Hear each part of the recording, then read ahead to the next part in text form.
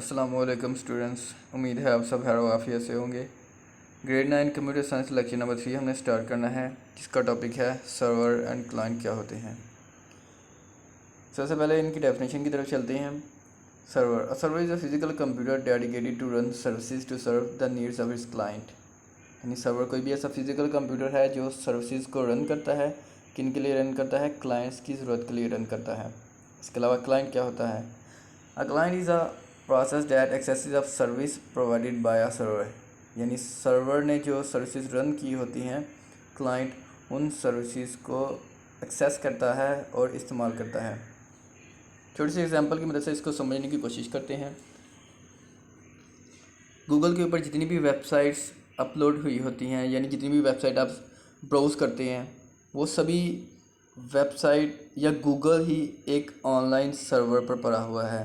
और देखें, इस सर्वर ने आपको क्या काम दिया है कि वो सर्वर के अंदर जो डेटा पड़ा है वो फ़ौरन जैसे ही आप इंटरनेट के थ्रू सर्वर के साथ कनेक्ट होते हैं, फ़ौरन आपके कंप्यूटर में शो हो रहा है। यानी सर्वर ने गूगल के सर्वर ने क्या किया, या वो जितनी भी वेबसाइट जो आप सर्च कर रहे हैं वो जिन सर्वर के ऊपर पड़ी हुई है, उसने ये सर्विस प्रोवाइड किया कि वो फ़ौरन जैसे ही आप उस वेबसाइट को एक्सेस करने की कोशिश करते हैं, वो फ़ौरन आपको डेटा सेंड कर देता है। इसके अलावा क्लाइंट यानी आपका कंप्यूटर उस सर्वर के साथ कनेक्ट होकर उस सर्वर्स के अंदर जो वेबसाइट पड़ी हैं, ठीक है, उनको एक्सेस कर रहा है, तो आपका कंप्यूटर क्लाइंट के तौर पर जाना जाएगा। सर्वर का साइज़ अमूमन बहुत ही ज़्यादा बड़ा होता है क्लाइंट की निस्बत, और इनकी storage capacity, speed, memory limit client की निस्बत ज़्यादा होती है। इसके अलावा क्लाइंट का साइज़ अमूमन सर्वर की निस्बत कम होता है और स्टोरेज भी इनकी कम होती है, प्रोसेसिंग स्पीड भी कम होती है। इस वजह से हम अपना काम सर्वर के ऊपर डिपेंड कर देते हैं, यानी वेबसाइट से रिलेटेड जितना भी काम है वो सर्वर के ऊपर अपलोड करते हैं, ताकि ईज़िली हम किसी भी जगह पर इसको एक्सेस कर लें। यानी हमारा जितना भी इंटरनेट है, ठीक है, वो असल में मुख्तलिफ सर्वर्स हैं जो आपस में कनेक्ट हैं, ठीक है, और इन सर्वर्स के ऊपर इंटरनेट का जितना भी डेटा पड़ा है इन सर्वर्स के ऊपर पड़ा है, जिसे हम इंटरनेट कहते हैं। जैसे कि मैंने पहले आपको एग्जांपल दी है वेबसाइट से रिलेटेड, तो पाकिस्तान में बहुत सारी ऐसी कंपनीज़ मौजूद है जिनके अपने सर्वर्स होते हैं, जिनके ऊपर वो अलाउ करते हैं क्लाइंट्स को कि वो अपना डेटा या अपनी वेबसाइट्स रख सकते हैं। यानी जब भी हम कोई वेबसाइट डेवलप करते हैं, तो वो डेवलप करने के बाद हम ऑनलाइन कोई भी होस्टिंग, वेब होस्टिंग या डोमेन परचेज़ करते हैं। होस्टिंग असल में क्या है?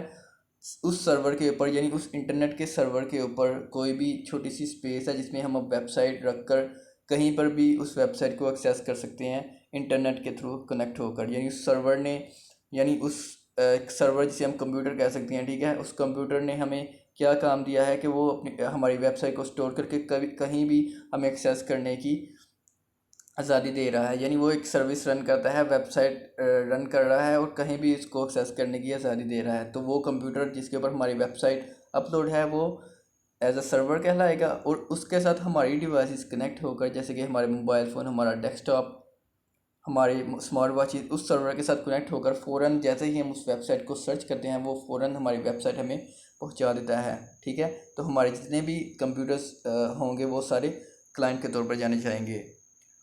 क्लाइंट को सिर्फ हार्डवेयर तक महदूद नहीं रखा जा सकता, ये सॉफ्टवेयर भी, मतलब सॉफ्टवेयर भी क्लाइंट के अंदर ही आएंगे। जैसे कि जितने भी आप गूगल क्रोम या ऑनलाइन ब्राउज़र इस्तेमाल करते हैं वो सभी क्लाइंट के अंदर ही आएंगे, क्योंकि यही हमें उस वेबसाइट को एक्सेस करने के लिए मदद फ़राहम करते हैं। गूगल क्रोम, फायरफॉक्स या जितने भी ब्राउज़र्स हैं, ठीक है, वो क्लाइंट के तौर पर ही जाएंगे। इसके अलावा क्लाइंट, जैसे कि मैंने कहा, सॉफ्टवेयर या हार्डवेयर दोनों के तौर पर भी हम ये टर्म्स इस्तेमाल कर सकते हैं।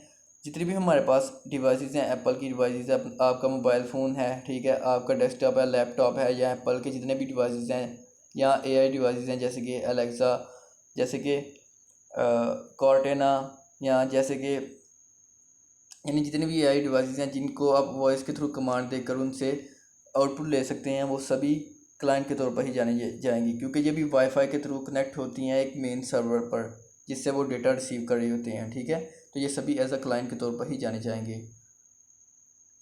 अगर इस टॉपिक से रिलेटेड कोई भी आपको कन्फ्यूजन है तो वो आप कमेंट के अंदर पूछ सकते हैं या ग्रुप में पूछ सकते हैं।